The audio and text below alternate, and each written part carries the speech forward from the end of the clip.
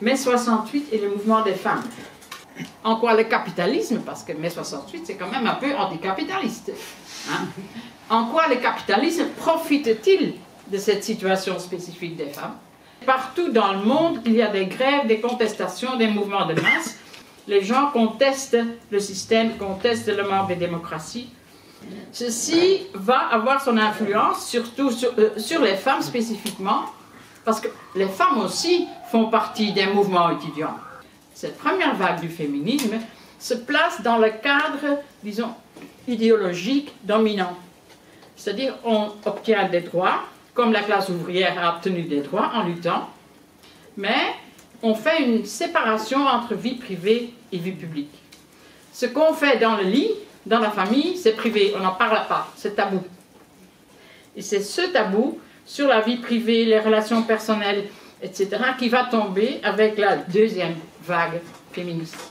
L'expérience individuelle de chaque femme paraît être l'expérience de toutes les femmes.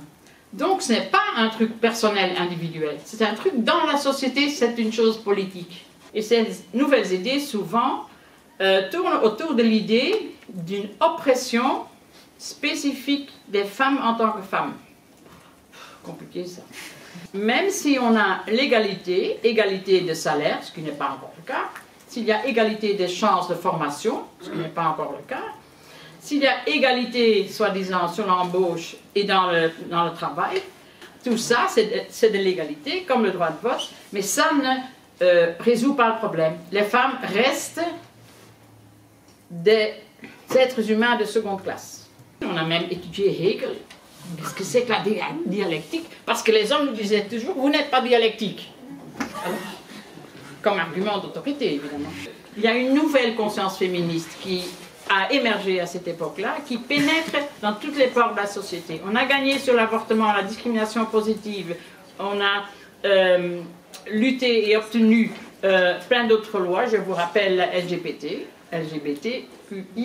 le mariage homosexuel, la procréation médicalement assistée, la loi sur l'euthanasie. Tout ça, ce sont des lois sur lesquelles la société, qu'on soit croyant ou pas, est d'accord pour donner plus d'autonomie et de liberté dans des bonnes conditions à l'individu.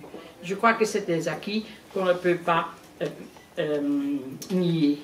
On n'a pas gagné vraiment, hein, parce que la violence contre les femmes, ça continue.